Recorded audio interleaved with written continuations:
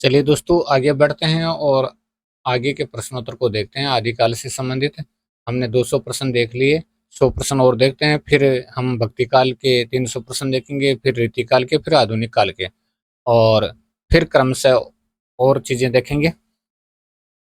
तो सबके 300 प्रश्न देखने का पहला चरण जारी है। आदिकाल को अंधकार काल नाम देने वाले विद्वान डॉक्टर कमल कुलश्रेष्ठ हैं। अंधकार काल नाम दिया डॉक्टर कमल कुलश्रेष्ठ ने।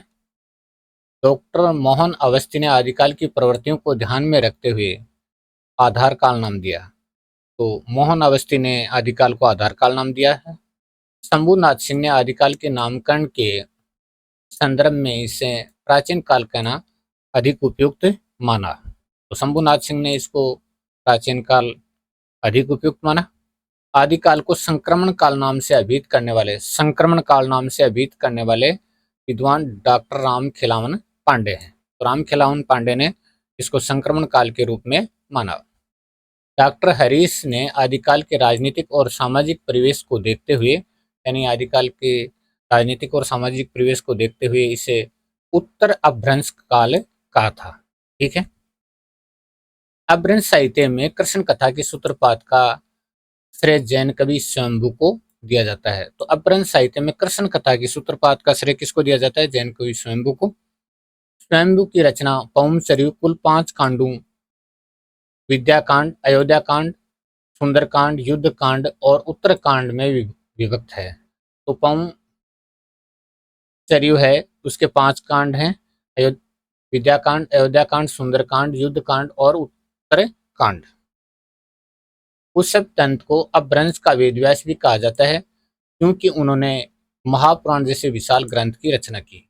तो महापुराण ग्रंथ की रचना किसने की? पुष्पदंत ने।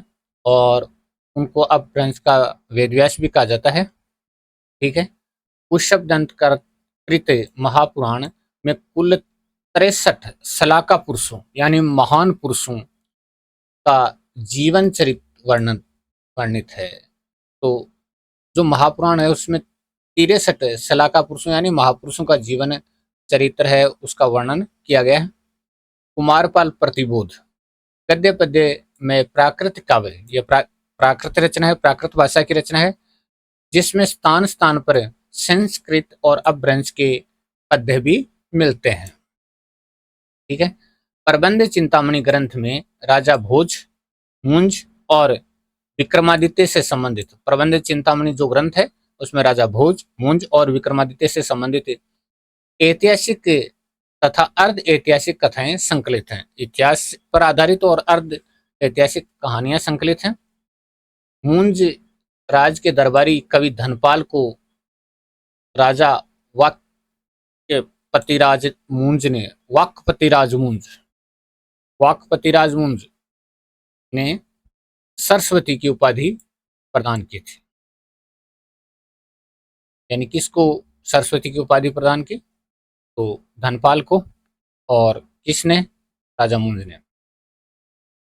जैन मुनि सागर राम सिंह कृत पाहुड़ में इंद्रिय सुख और बाह्याडंबरों की तीव्र निंदा करते हुए आत्मानुभूति को सर्वोपरि माना है। कि पाहुड़ में मुनि राम सिंह ने इंद्रिय सुख और बाह्य आडंबरों की तेज निंदा की है और आत्मा की अनुभूति है उसको सर्वोपरि माना है। सिद्धों के तांत्रिक संप्रदाय को वज्रयान नाम से जाना जाता है। सिद्धों के तांत्रिक संप्रदाय को वज्रयान नाम से जाना जाता है, जिसका मुख्य केंद्र श्री पर्वत था। सैरपा को राहुल भद्र और सरोजवज्र नाम से भी प्राचीन ग्रंथों में पुकारा गया है। तो सैरपा के 2 नाम और देखने में आते हैं, राहुल भद्र और सरोजवज्र। सिद्ध सैरपा के अनुसार सहज मार्ग ही मोक्ष या परम पद की प्राप्ति का एकमात्र साधन है। सिद्ध सैरपा का सबरों यानी भीलों जैसी वेशभूषा में रहने के कारण पड़ा था। यानी सिद्ध सैरपा का नाम सबरों भीलों जैसी वेशभूषा में रहने के कारण पड़ा था सबरपा। सबरपा के गुरु स्वयं सिद्ध सैरपा थे और सबरपा के प्रमुख शिष्य लुइपा हुए। ठीक है। सिद्ध लुइपा राजा धर्मपाल के शासनकाल में कायस्थ परिवार में उत्पन्न हुए माने जाते हैं। लुई की साधना का प्रभाव देखकर उड़ीसा राजा और उनके मंत्री भी उनके शिष्य बन गए थे। सिद्ध डोमिभिप्पा का जन्म मगध के एक क्षत्रिय वंश में हुआ था और उनके गुरु विरूपा थे। उनके गुरु कौन थे? विरूपा थे। डोमी डोम्भी गीतिका डोम्भी गीतिका और योगचर्या नामक प्रसिद्ध डोम्भी गीतिका और योगचर्या नामक प्रसिद्ध सिद्ध ग्रंथों के रचयिता डोम्भिपा है। सिद्ध कणपा का जन्म कर्नाटक में हुआ था, परंतु वे बाद में बिहार के सोमापुरी विहार में रहने लगे। सिद्धों की कुल संख्या में मणिभद्रप्पा, कनक लापा, लक्ष्मीकरांग, मेखलापा, ये सिद्धों की कुल संख्या में मणिभद्रपा, कनक लापा, लक्ष्मीकरा और मेखलापा, ये 4 योगिनियां यानी महिलाएं सिद्ध थी। महिला सिद्धों को योगिनियां कहा जाता है।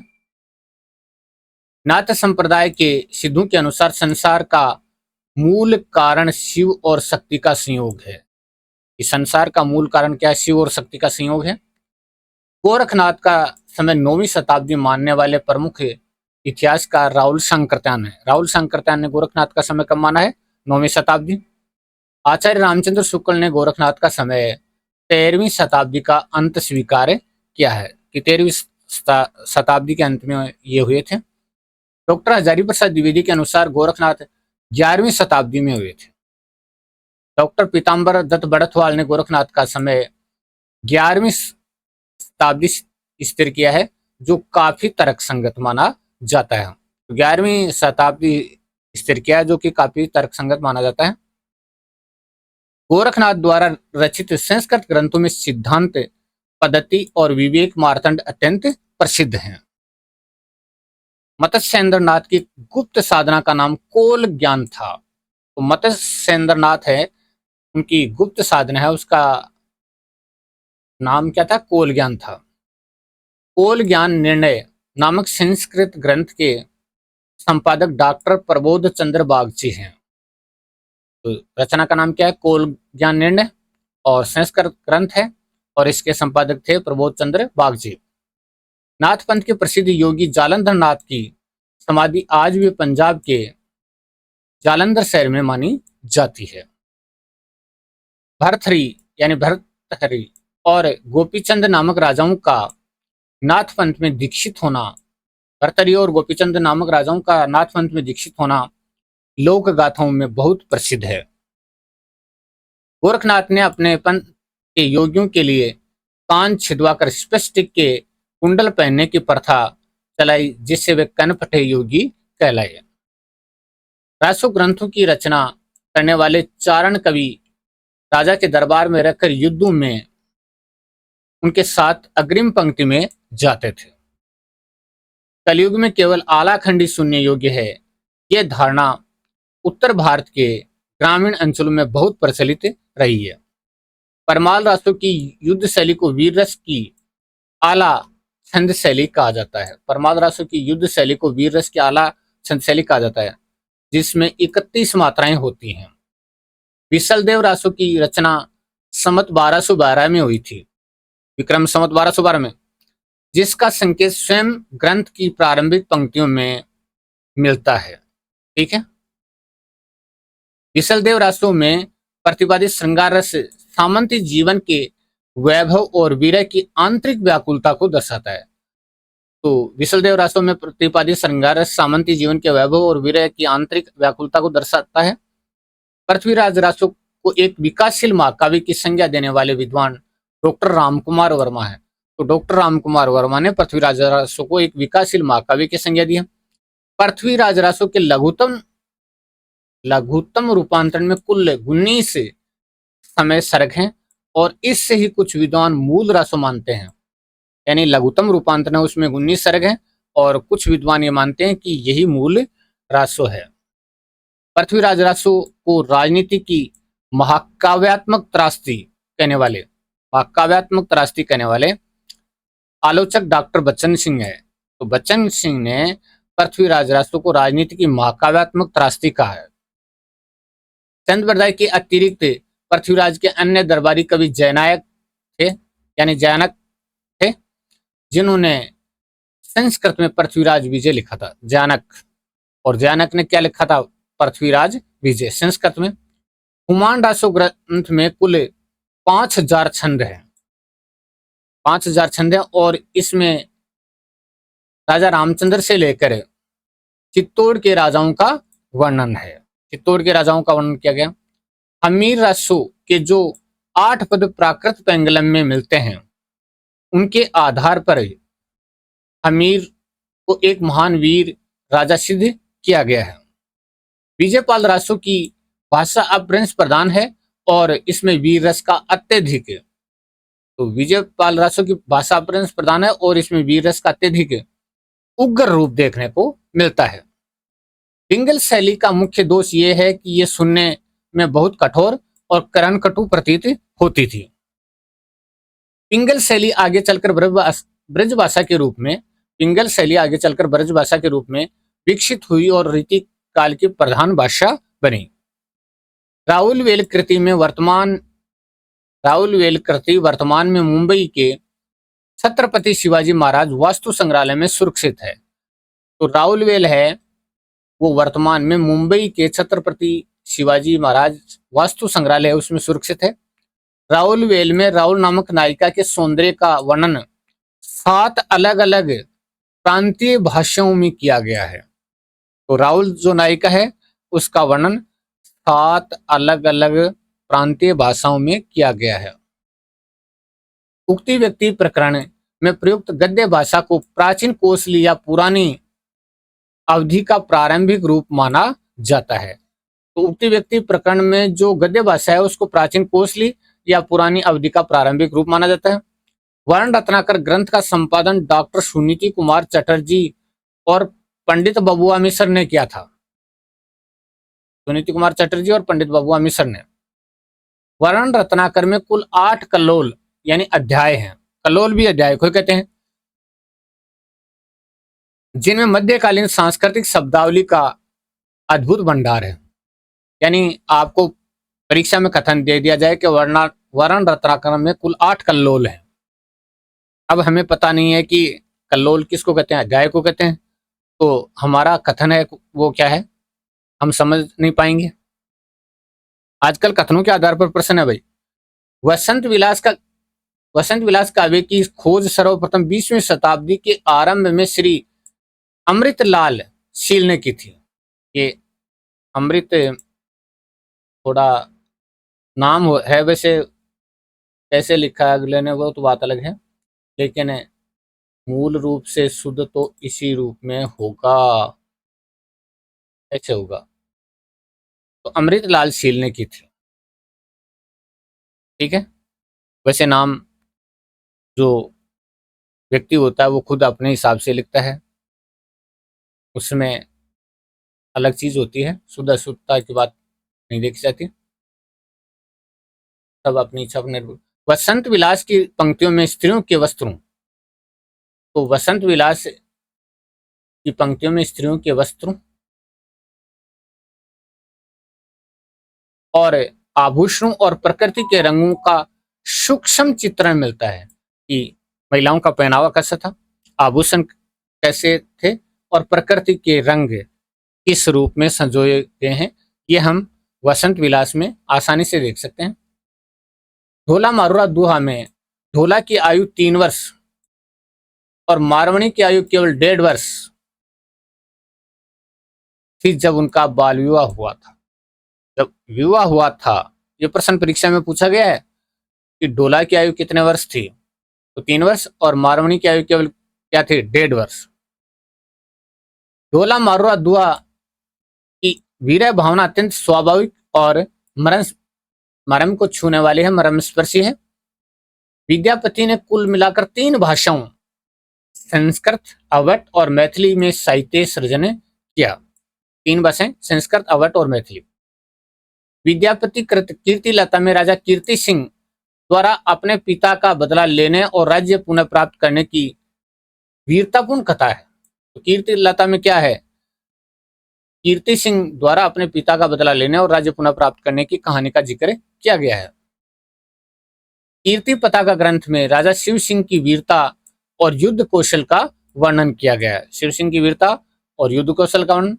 विद्यापति को अभिमान जयदेव की उपाधि, सॉरी अभिनव जयदेव की उपाधि राजा शिव सिंह ने उनकी काव्य प्रतिभा से प्रसन्न होकर दी थी। तो अभिनव जयदेव किसने कहा? शिव सिंह ने। विद्यापति को कवि शेखर की कवि कंठहार और खेलन कवि जैसी अनेक उपाधियों से भी विभूषित किया गया। तो विद्यापति को कवि शेखर, कवि कंठहार और खेलन कवि जैसी अनेक उपाधियों से भी सम्मानित किया गया। पदावली के पदों की मधुरता के कारण ही हजारी प्रसाद द्विवेदी ने विद्यापति को श्रृंगार रस के सिद्ध वाक कवि कहा। श्रृंगार रस का सिद्ध वाक कवि माना। विद्यापति के धार्मिक दृष्टिकोण को लेकर विद्वानों में मतभेद है। कुछ विद्वानों ने शैव यानी शिव की उपासना करने वाले, कुछ वैष्णव यानी विष्णु की उपासना करने वाले और कुछ शाक्त यानी देवी दुर्गा की उपासना करने वाले मानते हैं। विद्यापति मूल रूप से शिव के अनन्य भक्त थे यानी एकनिष्ठ भक्त थे और उन्होंने शिव की स्तुति में अनेक नचारी गीतों की रचना की थी। नचारी गीतों की रचना की। यह प्रश्न भी पूछा गया है कि विद्यापति किसके भक्त थे? तो ये शिव के भक्त थे, शैव थे। विचारकों का मानना अलग, लेकिन उन्होंने शिव जी की भक्ति में नचारी गीतों की रचना की थी। जयदेव की गीत गोविंद का प्रभाव विद्यापति की पदावली पर साफ तौर पर देखा जा सकता है। तो विद्यापति की पदावली पर किसका प्रभाव देखा जाता है? जयदेव की गीत गोविंद का। ठीक है। आदिकालीन लौकिक साहित्य के अंतर्गत ढोला, मारूरा, दुहा और वसंत विलास आते हैं। लौकिक साहित्य में जैन रास काव्य मुख्य रूप से उपदेशात्मक यानी जैन रस काव्य वो मुख्य रूप से उपदेशात्मक और शांत रस प्रधान होते थे, जिनका अंत वैराग्य में होता था। ठीक है। वीरगाथात्मक रासो काव्यों का मुख्य उद्देश्य युद्धोन्माद पैदा करना और राजाओं के अहंकार की पुष्टि करना था। अपभ्रंश भाषा का विकास भारतीय आर्य भाषा के प्राकृत रूप से हुआ और ये आधुनिक भाषाओं की जननी बनी। आदिकाल में प्रबंध और मुक्त दोनों ही काव्य रूपों का प्रचुरता से प्रयोग किया गया। प्रबंध काव्य भी लिखे गए और मुक्तक काव्य भी लिखे गए। सिद्धों की संधा भाषा शैली ने आगे चलकर कबीर, दादू दयाल और सुंदरदास जैसे संतों की साकी शब्द शैली को प्रभावित किया। नाथपंथी योगियों की शून्य समाधि की अवधारणा ने भक्ति काल के निर्गुण संतों के शून्य शिखर को आधार दिया। भक्ति काल के निर्गुण संत थे और उनका जो शून्य शिखर है उसको आधार दिया था। जैन कवियों ने अपनी रचनाओं में पौराणिक हिंदू पात्रों जैसे राम और कृष्ण को जैन धर्म के सांचे में ढालकर प्रस्तुत किया। चारण कवियों की अतिशयोक्तिपूर्ण शैली के कारण ही इस काल के इतिहास को प्रामाणिक दस्तावेज नहीं माना जा सकता। आदिकाल में प्रकृति का चित्रण उद्दीपन रूप में यानी पात्रों की भावनाओं को भड़काने के लिए अधिक हुआ है, आलम्बन रूप में कम। यानी आलम्बन रूप में कम हुआ है, प्रकृति का चित्रण उद्दीपन रूप में ज्यादा हुआ है। अपभ्रंश साहित्य के सुप्रसिद्ध छंद धत्ता। ये धत्ता क्या है? छंद है। कि धत्ता बता देना ये बात अलग है, धत्ता क्या है? छंद है। अपभ्रंश साहित्य के सुप्रसिद्ध छंद धत्ता का प्रयोग दो कड़वकों को जोड़ने या छंद परिवर्तन के लिए किया जाता था। बहुत शानदार है। धत्ता छंद का प्रयोग क्या कब किया जाता था? दो कड़वकों को जोड़ने के लिए या छंद को बदलने के लिए। प्राकृत पेंगलम के सूत्र से पता चलता है कि आदिकाल में कवियों को छंद शास्त्र का कितना गहरा व्यावहारिक ज्ञान था। ठीक है। पृथ्वीराज रासो का संयोगिता स्वयंवर प्रसंग इस महाकाव्य के सबसे भव्य और नाटकीय प्रसंगों में से एक है। विशलदेव रासो की भाषा में राजस्थान के साथ साथ गुजराती और मध्य देशी भाषा के तत्वों का मिश्रण मिलता है। पर मालरासो आलाखंड को गाते समय ढोलक, मंजीरा और झांझ जैसे वाद्य यंत्रों का मुख्य रूप से प्रयोग किया जाता है। यानी आलाखंड जब गाया जाता है तो ढोलक, मंजीरा और झांझ वाद्य यंत्र बजाए जाते हैं। विद्यापति की पदावली का मुख्य प्रतिपाद्य विषय राधा और कृष्ण के प्रेम का मानसिक सौंदर्य है। यानी राधा और कृष्ण के प्रेम का मानसिक सौंदर्य ही प्रतिपादित विषय है। आदिकाल के अंतिम चरण के सबसे प्रसिद्ध और लोकप्रिय कवि विद्यापति ही माने जाते हैं। रामचंद्र शुक्ल के इतिहास दर्शन में आदिकाल का वर्गीकरण युगीन परिस्थितियों और जनता की चित्तवृत्ति के आधार पर किया गया है। ठीक है। हजारी प्रसाद द्विवेदी ने आदिकाल को अत्यधिक विरोधों और व्याघातों का युग कहकर इसकी जटिलता को स्पष्ट किया है। यानी विरोधों और व्याघातों का युग कहकर के इसकी जटिलता को स्पष्ट किया है। आदिकाल हिंदी भाषा और साहित्य का वह ऐतिहासिक प्रवेश द्वार है जिसने भारतीय चेतना को एक अत्यंत समृद्ध और विविधतापूर्ण विरासत सौंपी। तो ये थे दोस्तों 3 अंक में आदिकाल से संबंधित 300 प्रश्न। आशा करते हैं कि ये तीनों अंक आपको पसंद आएंगे। बहुत बहुत धन्यवाद। और आगे हम चलेंगे भक्ति काल की तरफ। इसी तरह से 3 अंकों में भक्ति काल को हम देखेंगे। प्रश्न नहीं होंगे, सिर्फ विशेषताएं ही होंगी।